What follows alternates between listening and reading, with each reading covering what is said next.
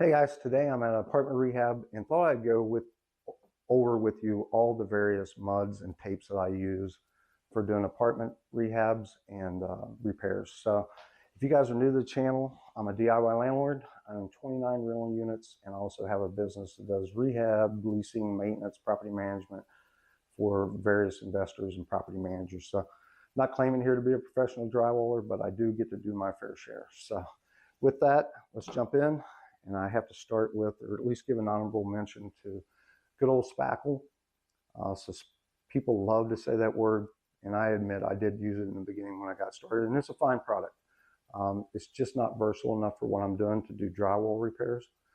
It's fine if you've got a room or two, you need to patch a few nail holes or something like that, but it's not versatile enough for me. Plus, cost-wise, this little tub costs almost as much as this whole bag, so for that reason, another reason I don't use it.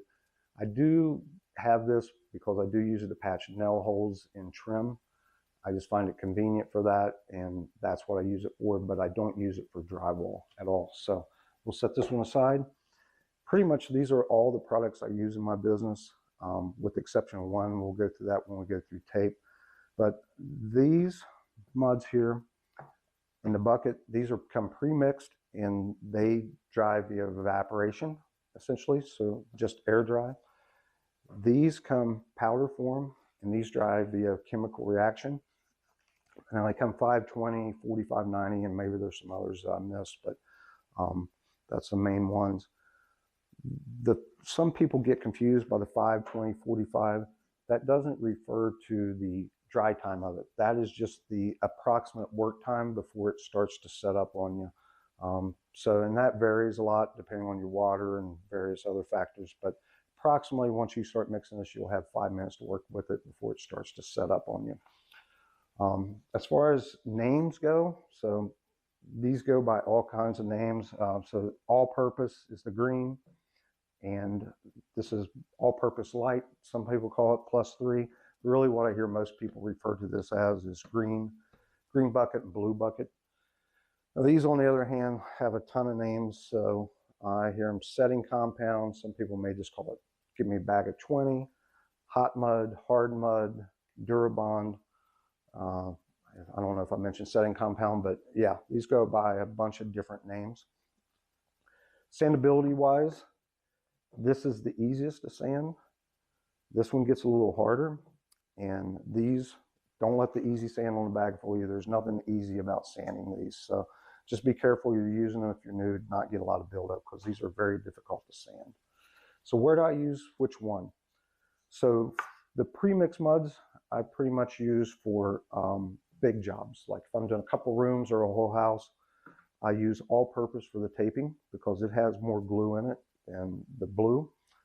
And then I use the blue for all subsequent coats. Just because it's easier to sand. Now, I also use the blue, like in this apartment, I have to drywall around, we replace the bathtub.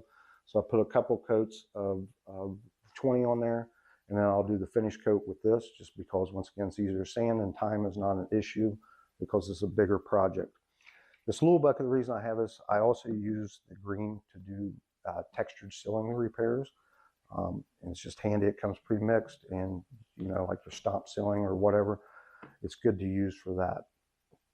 So the 5 minute I pretty much only use for doing repairs of like an occupied unit. So somewhere where I need to get 2 or 3 coats on, prime it, paint it, and get out of there in a couple hours. If you take a heat gun or a hair dryer with you, you can pretty much do 2 or 3 coats, use your hair dryer in between, and then prime and paint and be out of there in a couple hours. 20 minute is my go-to mud. So I use this for pretty much all my normal patch and paints. And with 20 minutes, I can usually get around. I go prep all my patches first, mix up a bucket, and usually I can get around the whole place and get a coat on in 20 minutes. And if I need to do the second one, that's fine. But then I can usually start painting that same day. I also like to use the 20 minutes on larger jobs before I put the taping mud on, but I use that to fill any gaps in the drywall. And it just saves you a lot of time, because if you fill a lot with this, these will shrink quite a bit, whereas this won't.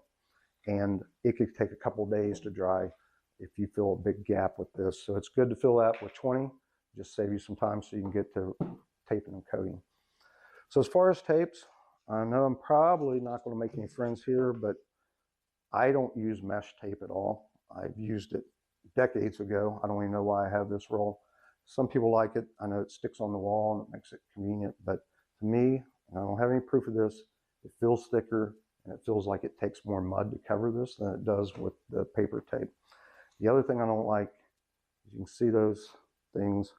It just irritates you. You've got your final coat on and you see that sticking out of your mud. It just irritates me. So therefore, I don't use it. I'm sure I'm going to probably get some hate for that, but that's fine. My go-to is paper tape. It's been used forever. It's what the face of the drywall is made of. It's just a good product, proven product, and it's what I learned on and I continue to use primarily, although I am starting to work a little bit with fiber fuse. Now, the only reason I got this in the first place, I had to do like a 3-inch crack in plaster. So I ordered a 6-inch roll of this to cover that and coat it. And I really liked it. It really lays down flat. It feels thinner. It feels like it lays down flatter than even paper. And it was very easy to cover. And it's probably for a DIYer, it's probably more foolproof because with paper you can sometimes get bubbles. I don't think you could ever get a bubble with this.